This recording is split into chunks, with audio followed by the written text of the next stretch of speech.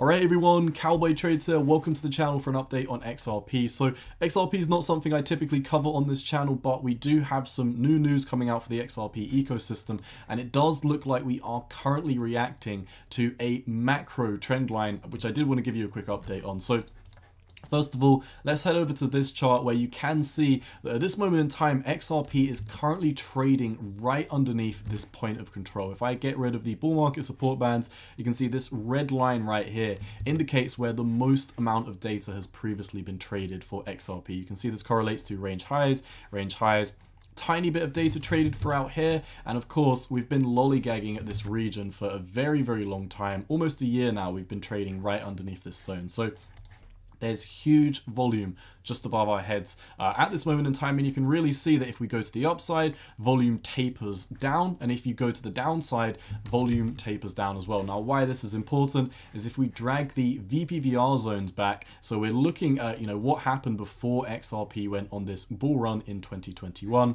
you can see really how the markets respond to these VPVR zones is, if you enter an area where there's not much data traded, so for example, volume clusters are right here, lots of data traded. What happens when you come down and there's not much data traded beneath your feet? Well, if you fall beneath this region, you have very quick moves to the downside. And you can also see, once again, there's not much volume above our head at this zone. So when you have a move above this level, huge moves up very quick. Huge moves up very quick. And once you finally clear the top of this range, you can see huge moves happen in the markets very quickly. So right now, XRP is at a very crucial, important decision line. We're currently trading underneath the bull market support bands. We're currently trading underneath the EMA ribbons after just having a rejection. We've been getting rejected pretty hard from these in the past couple of months. And if we do head over to this chart over here, let's check out the Heikin-Ashis in just 1 second. Also hide the bull market support bands because I have just let you know. Of course, these have just flipped bearish and we are trading underneath these at this moment in time. So what I wanted to focus on is these two trend lines happening right now that have been in place since the 12th of April 2021. You can see we've got one trend line here, we've got rejections, candle body close rejections on this wick here.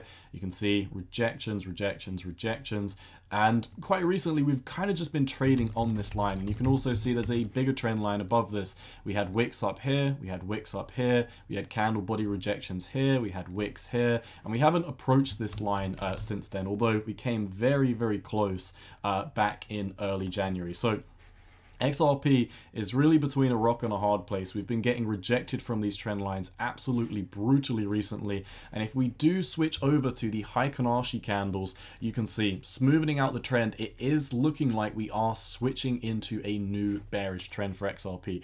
If we head over to the oscillators as well, you can see the stochastic RSI kind of once we were trading on this trend line right now, which we are still sitting above. You really want to hold 0.37 this week if you are an XRP bull. But you can see the stochastic RSI is turning down quite brutally. And the last time we exceeded this 80 line for the for the stochastic RSI rather, you can see this was right here, and we had a bearish cross. Now, this bearish cross took place when we were trading at 56 cents, and you can see that we very quickly moved down about 45% for the market. So obviously, if we are moving down about another, 45% or so, let's actually draw this to where we cross bearish, round about here. You can see, even if we drop, 30%, even if we drop 45% like before, we are going to be moving down beneath these previous bear market lows, creating new bear market lows, at least for this cycle. Now, also, while the weekly time frame stochastic is heading down, telling us that we've got, a big move coming down very soon, you can see the MFI has been getting rejected. Pretty much this entire bear market has been, coming up to this heartline level, sometimes having a breakout, but then just getting rejected, moving down, coming up, rejected, moving down. This heartline has been very strong resistance for XRP, and we've kind of come up to this M'd out. And once again, MFI is right now at 42. So we've got a decent amount of room to move back down to the downside. Squeeze momentum indicator is actually having a bearish momentum reset. Bears have not fully taken over the market at this moment in time. Obviously, we're in a bear market, but in the lower time frames, the ebbs and flows that happen, we are moving up and resetting momentum. What happened the last few times we moved up and reset momentum? Well, you can see over here, we actually hit flat over on the squeeze momentum indicator, and bulls temporarily took over control of the trend. Now, normally in a bear market, when momentum resets and bulls temporarily take control, this normally marks tops in the market, and you can see we're currently resetting momentum while we have this lower high. So a lot of the oscillators are telling us, hey, especially the stochastic RSI, they're telling us that we've got a big move to come back down to the downside. And considering how we're trading right on the POC, the point of control for these volume profiles, volume will start tapering off to the downside. And just like when we previously cleared this, you have huge moves happen very, very quickly in the markets. And you can see when there's not much data traded beneath you as well,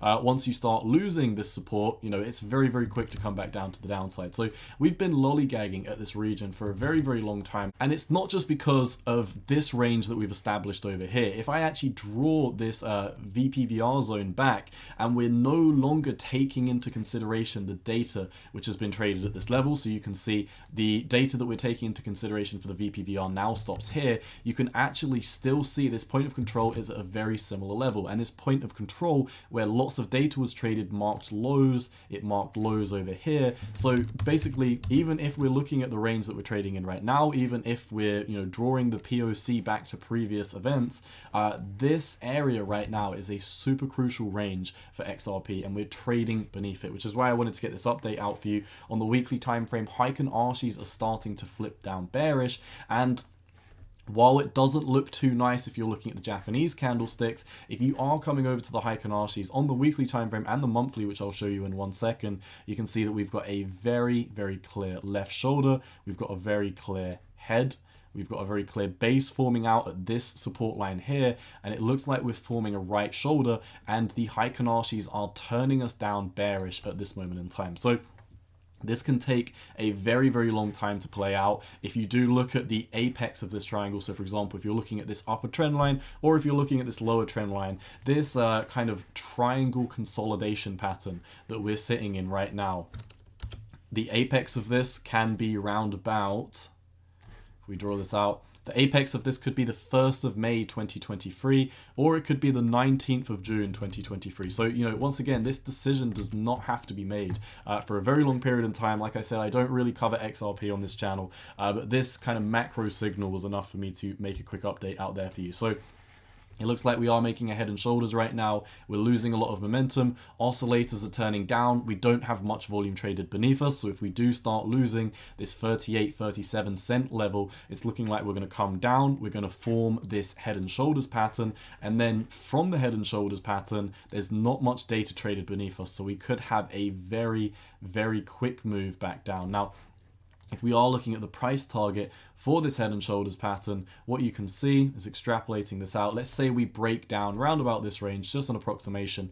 This could take us down to 18 cent, which is quite a drop from where we are at this moment in time. However, if we do come over, and I'll also just show you this head and shoulders on the monthly time frame. If I get rid of this, come over to here, you can also see that on the monthly time frame it looks really nice because you've got this breakdown, you've got a green candle forming the left shoulder, red candle forming once again left shoulder, you've got the head, breakdown, right shoulder could be forming right now. So one thing that I do want to talk about is my potential price target, which I would keep my eyes on for maybe like a bear market low consolidation on XRP before a bounce. Let's come over to the weekly. Pull this back over.